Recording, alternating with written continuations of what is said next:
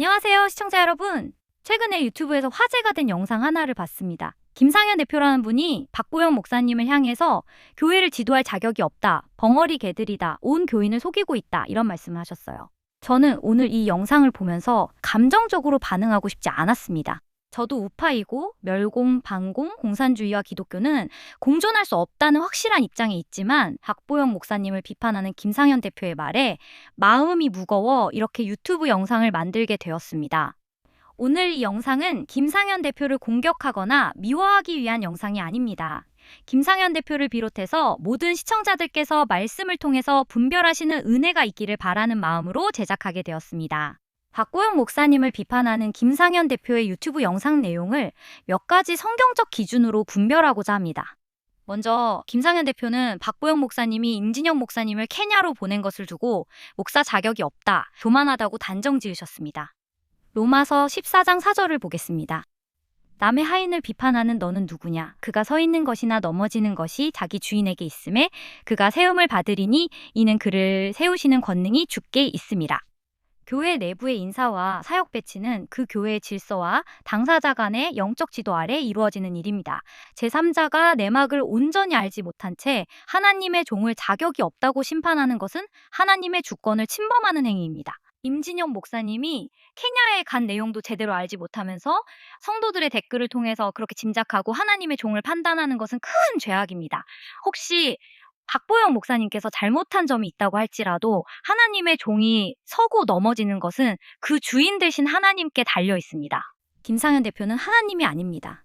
그 자리에 앉히신 분도 그 자리에서 내리실 분도 오직 하나님이십니다. 성경은 분명하게 묻습니다. 남의 하인을 비판하는 너는 누구냐? 김상현 대표님, 하나님의 종 박보영 목사님을 비판하는 당신은 누구입니까? 두 번째로 김상현 대표는 영상 전체에 걸쳐서 박보영 목사님을 이렇게 표현했습니다.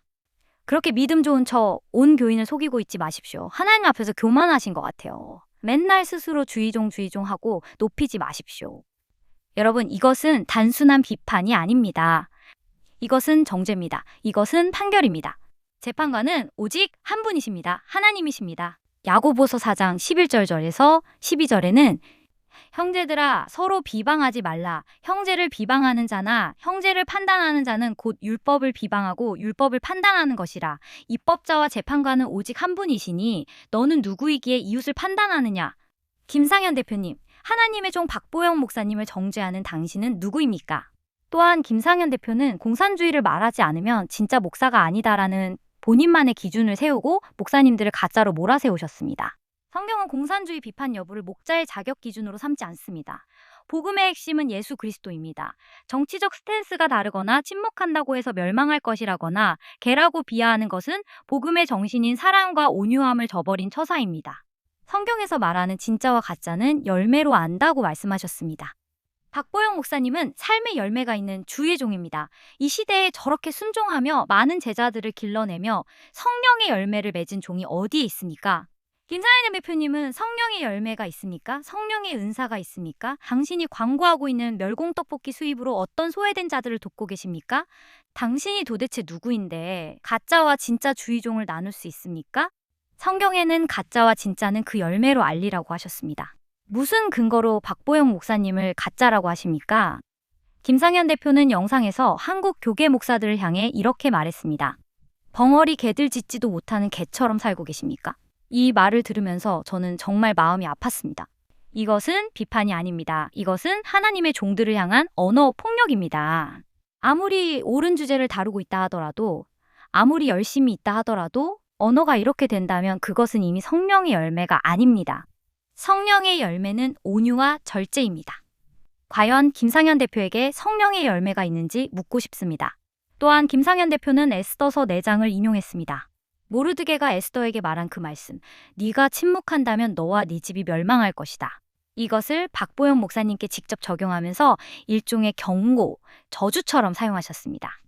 여러분, 에스더서 4장 14절은 하나님의 구원 역사 속에서 에스더라는 특정 인물에게 주어진 하나님의 섭리적인 말씀입니다.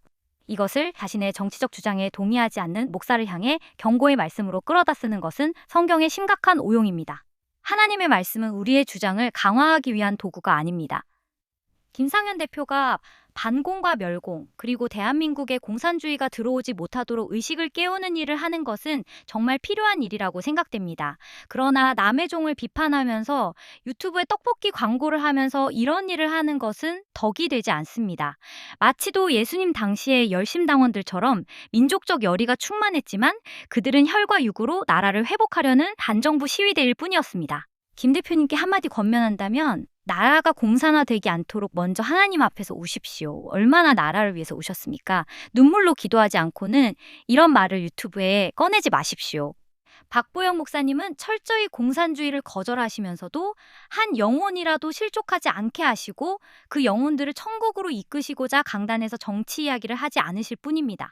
다만 마가의 다락방 교회에서는 늘 나라를 위해서 기도하고 있습니다. 그것은 무엇입니까? 결국 공산화가 되지 않기 위해서 기도하고 있는 것입니다. 그런 내막도 알지 못한 채 박보영 목사님에 대하여 비판하고 정죄하는 말을 멈추십시오. 지금 당장 그 영상들을 유튜브 채널에서 내리십시오. 우파끼리 싸우고 교회끼리 싸우면 세상 사람들이 어떻게 우파를 신뢰하고 교회를 신뢰할 수 있습니까? 우파의 문제가 무엇입니까? 서로 싸우는 거 아닙니까? 대표 하나 없는 것이 우파의 문제가 아닙니까? 공산당은 철저하게 하나가 되는데 우파는 늘 자신이 머리가 되려고 하다 보니 분열되지 않습니까? 제발 대표님 본인을 돌아보시고 내가 왜 이런 영상을 만들고 있는지, 처음 순수했던 마음을 아직도 가지고 있는지, 아니면 다른 목적 때문에 영상을 만들고 있는지 동기를 살펴보시고 주님 앞에 겸손히 나아가며 나라를 위하여 눈물로 회개하고 기도하며 성령 충만한 김상현 대표님이 되시기를 소원합니다.